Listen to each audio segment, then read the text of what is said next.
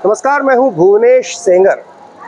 अमूमन हमने कुंभ की परिकल्पना या तो क्षिप्रा के तट पे की है या गंगा के तट पे की है या फिर नासिक में गोदावरी के तट पर, लेकिन मां नर्मदा के तट पर कुंभ जैसा आयोजन हो रहा है तो ये हमें क्यों कहना पड़ रहा है?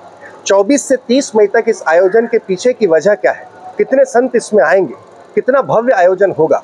और नर्मदा के तट पर ये अनूठा आयोजन हो रहा है तो क्यों हो रहा है? ये सब बताने के लिए हमारे साथ में नारायण दास जी हैं, वैष्णव संत हैं, दिगंबर अखाड़े से संबंधित है।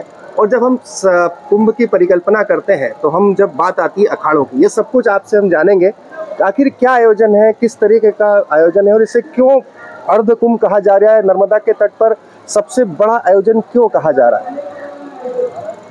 नर्मदे हर भैया, ये आयोजन एक राष्ट्र के और विश्व के कल्याण के लिए किया जा रहा है। यज्ञ नारायण भगवान की कृपा, ये गुरुदेव भगवान का आशीर्वाद।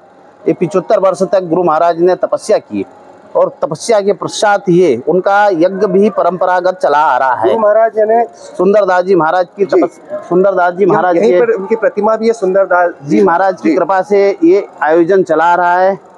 ये गुरुदेव भगवान ने तपस्या की, तपस्या के पश्चात ही उन्होंने बस ये अपनी सप्त वो 4 महीने चतुर्मास में मुनि का तप किया। उसके उपरांत ही ये यज्ञ रखा गया और यज्ञ में ही ये प्रति साल चलते हुए संतों का आगमन होता रहा है। तो ये 75 साल यानी जब आजाद हुआ था 1947 में देश आजाद हुआ था, ये तब से इसकी शुरुआत, तब से ही परंपरागत चला आ रहा है।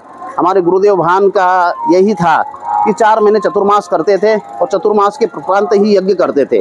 यज्ञ ही चला, उसी यज्ञ की 75वां विश्व अमृत महोत्सव के रूप में मनाया जा रहा है। अभी पूज्य श्री महामंडलेश्वर बालकदास जी महाराज इस यज्ञ को भव्य रूप में करने के लिए सब भक्तों को आमंत्रित किए और ये होने जा रहा है। तो इसे मिनी कुंभ या अर्ध कुंभ या कुंभ जैसा क्यों कहा जा रहा है? कितने संत रहेंगे इसमें?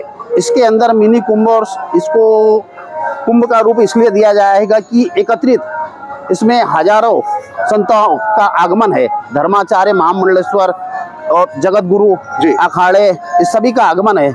जहाँ एकत्रित होता है तो वहाँ पर ये कुंभ का रूप दिया जाता है। यानी वैष्णव संप्रदाय के, मैं दर्शकों को बता, वैष्णव संप्रदाय रामानंदाचार्य महाराज के हमारे 3 है अखाड़े, महानिर्वाणी, महानिर्मोही और दिगंबर अखाड़े। दिगंबर अखाड़े के अनुगत ये किया जा रहा है जी। तो इसमें हम क्या माने, क्योंकि 7 दिन में कितने संत बता जा रहा है? हजारों संत यहाँ पर उपस्थित रहेंगे। हजारों संत त्यागी तपस्वी जो 4 महीने धुनी तपते, अग्नि तपस्या करते। उसके उपरांत जगत गुरु, महामंडलेश्वर और गादीपति, सभी संतों का आगमन है, सभी धाम तीर्थ के संतों का। ये जो धुनी तपस्या होती है ये क्या होती है? क्योंकि मैंने देखा कि जब हम बात कर रहे हैं, मई का महीना है और इतनी गर्मी में भी चारों तरफ आग जला के धुनी तपस्या की जाती है। तप बल शंभु करही संगारा, तप से आगमन कछु संसारा, तप आधार सब सृष्टि भवानी। तप भगवान श्री राम जी ने किया था, भगवान विष्णु ने किया था, माता पार्वती ने किया था, सनकादिक ऋषि ने किया था।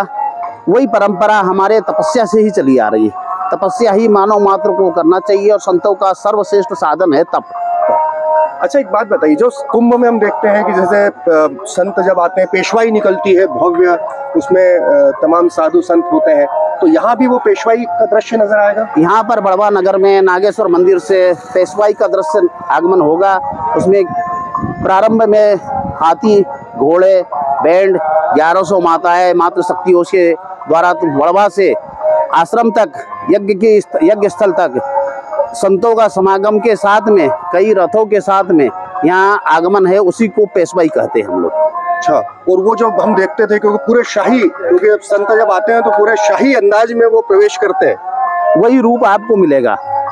तो मुझे लगता है कि ये नर्मदा तट पर इस तरह का पहला आयोजन होगा।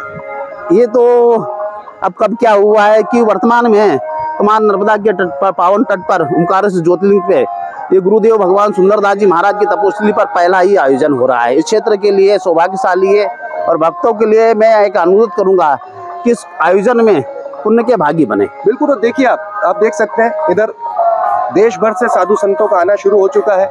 तैयारी जहाँ वहाँ देख रहे हैं, जो बड़ा डोम बना है वहाँ पर प्रवचन होंगे, रोज प्रवचन होंगे, वहाँ पे रामकथा के प्रवचन होंगे। और इसके साथ ही आप इस जो देख रहे हैं यहाँ पे दृश्य, प्रवचन के बाद हम जब प्रवचन के बाद की बात करते हैं तो उसके बाद भजन संध्या है। भजन संध्या है, मैया की मां नर्मदा की आरती है जी, वो भजन महाआरती संध्या में है। भी देश भर के बड़े बड़े संतों का, कलाकारों का आगमन है।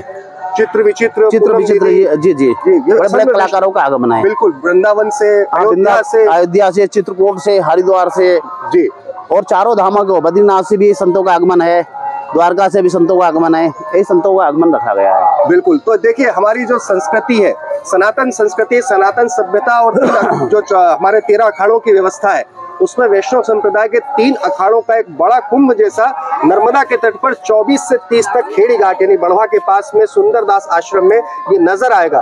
अद्भुत दृश्य है, यकीनन देखने लायक है। दी लपेटा पर इसकी पूरी कवरेज आप लगातार देखते रहेंगे। आपने अपनी बात की बहुत बहुत धन्यवाद। जय भैया भुवनेश जी, आपका इस कार्यक्रम में बहुत बड़ा सौभाग्य प्राप्त हुआ और आपको ठाकुर जी बहुत उन्नति करवाए और विजय प्राप्त करो, आनंद करो। जय श्री राधे, जय श्री राधे।